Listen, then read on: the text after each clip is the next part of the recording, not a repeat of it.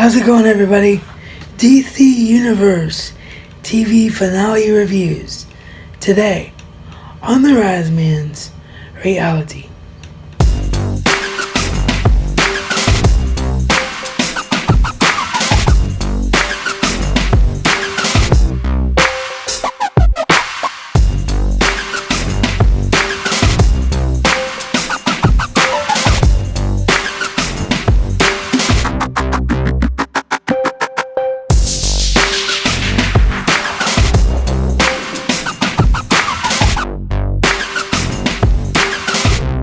Alrighty, just a couple of quick things of note here. You'll notice that I'm just doing, as the title would suggest, the DC Universe TV shows, and that's because I feel as though Agents of S.H.I.E.L.D. by Marvel is by far the weakest television show on the air right now in the superhero genre. Don't get me wrong, I do watch it, I just don't feel like it's as strong and warrants creation of videos. So if you all, as my audience, my viewers, feel differently, because you guys and gals are the reason that I'm here doing this video today, based on your reaction to the Supergirl news video and how much you said you wanted to see more superhero TV talk. So if you feel differently about Marvel's Agents of S.H.I.E.L.D. and want me to talk about that show, let me know either in the comments section or via social media. And of course, the second big thing is, you'll notice from the thumbnail and from the various overlays that I will be using in this review, we are admitting Supergirl.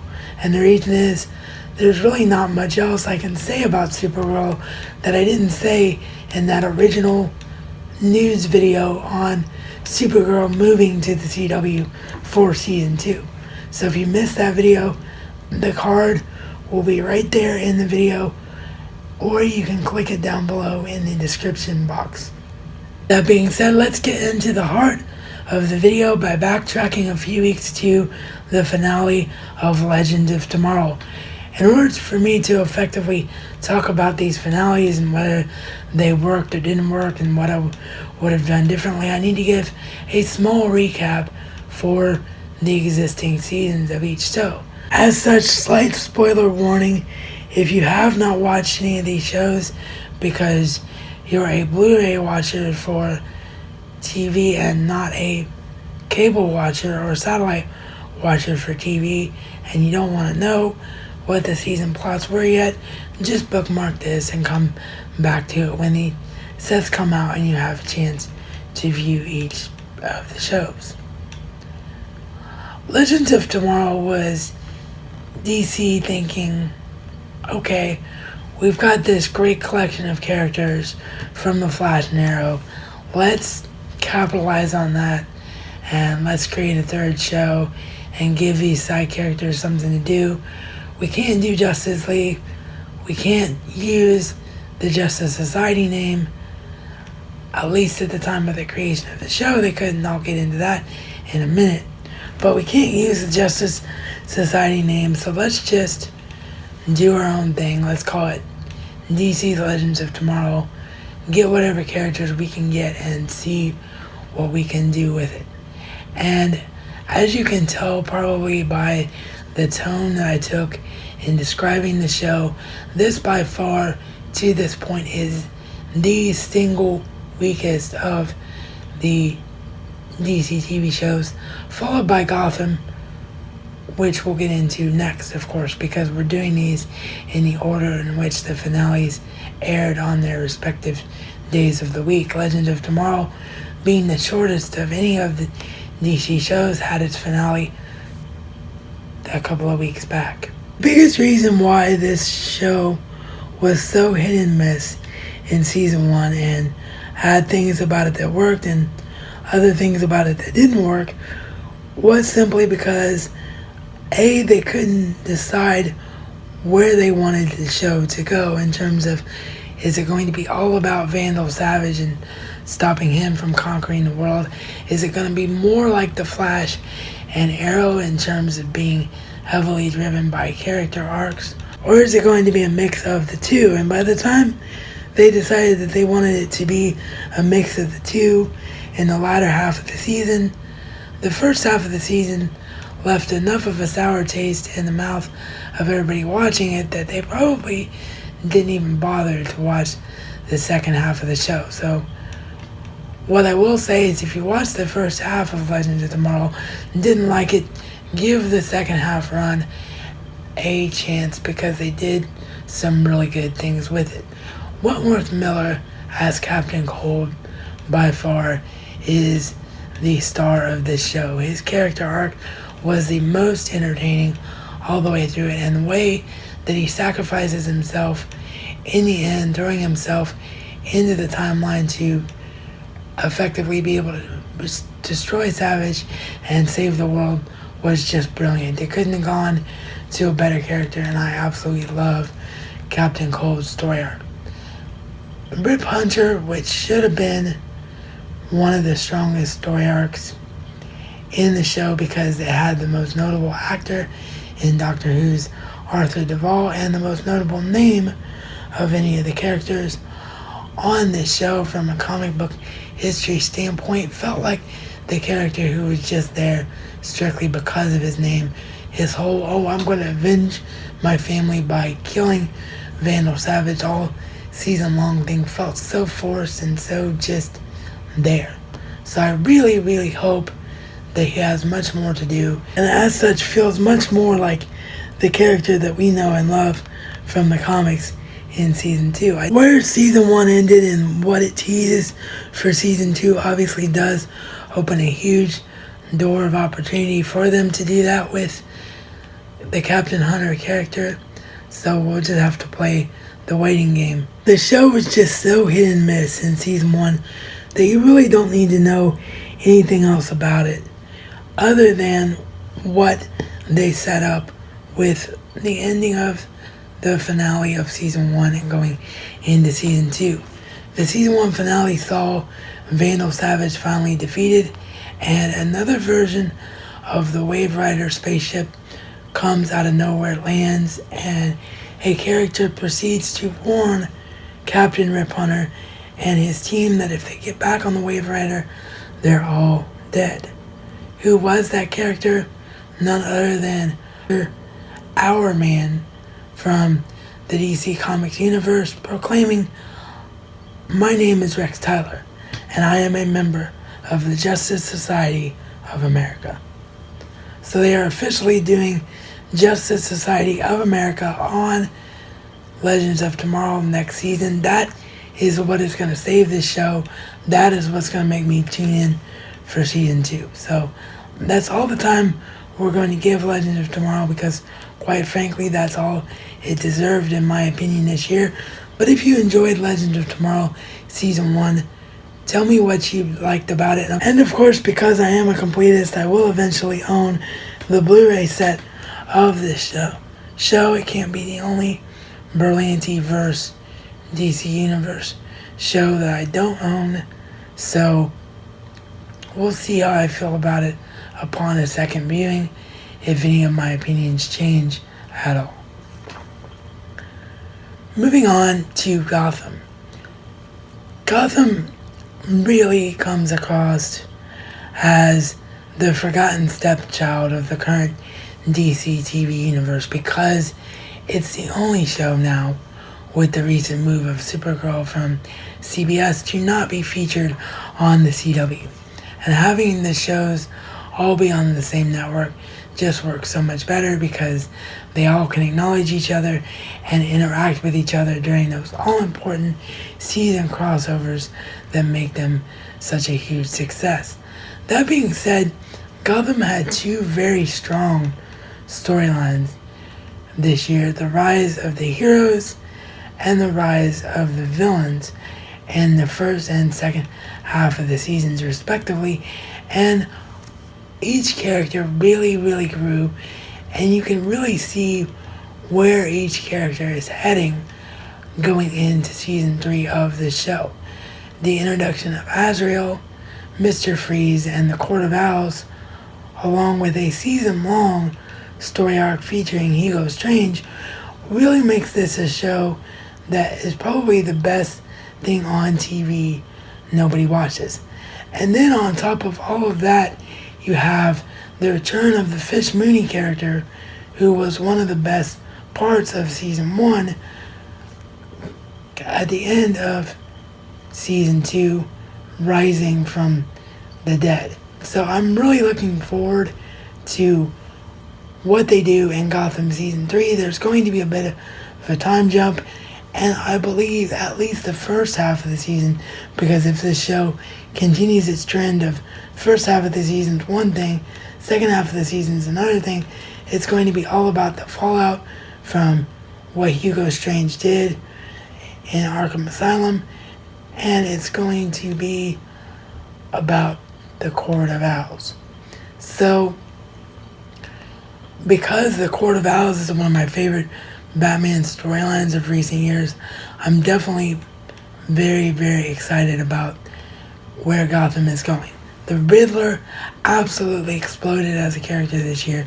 Same with the Penguin, Catwoman, and like I said, Fish Mooney is now back, which makes this show that much stronger. Bullet grew tremendously. Gordon really started to develop who we know as Commissioner Gordon later on in the season arc. And Michael Chiklis as Captain Barnes in the first half of the year was also really entertaining. So I really enjoyed Gotham this year. But like I said, because it's on Fox, because Fox has a history of ruining everything, and because it's not connected to the CW TV universe, I believe it's often seen as the forgotten child among the DC universe. So if you're not watching Gotham, I highly recommend giving it a shot. I thought season 2 was very, very strong, and as I've already stated, I'm very much looking forward to season 3. The Flash, the hero of heroes, the A show of the DC TV universe now. Great second season. Tremendous twist with Jay Garrick not actually being Jay Garrick and actually being Hunter Zolomon, and Hunter Zolomon subsequently being Zoom. So many comic book references in that final battle with Barry and Zoom. Yes, it was a race, and yes, that was an extremely weak reason for the hero and the main villain to face off in a final battle, but the machine itself that they ran on was the Anti-Monitor. The way that Barry dies in the finale in the form of his time wraith was the exact same way that the character dies in Crisis on Infinite Earths. Just as I called it during a recent package opening video, John Wesley Shipp revealed to be the real Jay Garrick, and a version of the Flash once again, rewarding him for his classic TV series, which should have continued but was discontinued due to an executive change behind the scenes, and finally paying that off was just unbelievable. And this is a great way for him to stick around that universe in a much stronger way, I think, than Henry Allen ever was. So I'm very much looking forward to that, and we will be talking classic Flash in an upcoming version of First Watch here on the Razman's Reality. It was originally scheduled to go before this edition of First Watch that you're going to see tomorrow, but it just didn't work out editing wise. But it will be coming sometime next week, so be on the lookout for that. But of course, because I called it and because I thought it would be what should happen, the fact that it did happen just made me so happy. And then of course, the biggest WTF of all, and all of television really this year, in my opinion, was Barry goes back in time to save his mother because he's so distraught over the loss of his father and has been so turned upside down by all the events of season 2 that he just doesn't know what to do with himself. And subsequently, because his mother is now alive, that creates arguably the single biggest DC storyline in the history of comic books, and it's being brought to television, and that, of course, being the Flashpoint paradox. Oh my god. This was something I never, ever expected in a million years. I just love everything about the idea of Flashpoint being a part of the TV show, the ripple effects from Flashpoint affecting Arrow, Legends of Tomorrow, and particularly Supergirl, as I think that Flashpoint will be the easiest way that they can explain Earth 1 being merged with Kara's Earth and allowing her to know the existence of these characters and cross over with these characters is just freaking brilliant. I am so excited because since they didn't have Eobard Thawne to blame for the death of Nora Allen now in this current timeline, they of course are going to blame Barry because adult Barry was the one that was there. So we're going to get to see Flash behind bars in the first part of the year. There's just so many exciting things that are going to come out of this. Now, with as good as the Flash finale was, it wasn't without its flaws. Harry and Jesse Quick just disappeared back to Earth 2 and say, see you later. Wally finds out Barry's the Flash, but gets almost no time to react to it at all and no time to process it whatsoever. And as I said, they could have figured out a much stronger motivation and still done everything good that they had about the finale, the Crisis on Infinite Earth stuff, the Flashpoint stuff, the Zoom becoming Black Flash when the Time Wraiths take him into the Speed Force. All of that could have happened still, but in a much better, much more poignant way than having, all I want to do is erase you, Barry, to prove who really is the fastest man alive. Now, I know it ties in directly to what they've been saying about Zoom all year long, and that Zoom is so desperate to prove that he is the best. He wants to be the only speedster that exists. So I know what they were doing, but it was just so weak sauced. It was just so weak. But thankfully, the minor niggles, those three big things that I mentioned being the strongest, the Zoom final fight, and the lack of character development for Wally West, Jesse Quick, and a proper ending for Harrison Wells, weren't enough to take away from the amazingness of this finale. If I were to use a rating system, it gets a solid B for sure. So you let me know what you thought about the Flash Season 2 finale, and if you are as excited for where the show is going in Season 3 as I am. And Arrow was a bit disappointing in terms of a finale. The season arc was pretty strong with Damien Darhk, although he suffered a lot from proper character development himself, I thought, this year. But I really did enjoy the storyline. I enjoy the character struggles. I enjoy the death of the non-metahuman version of the Black Canary, forcing the characters to look within themselves and figure out who they really are. Stuff with Mr. Terrific was great this year. There's a lot of things that really, really worked about Arrow, and I do not believe that what most people believe is the case. I do not believe that Arrow has truly jumped the shark. I still think there are a lot of things that work really well about it.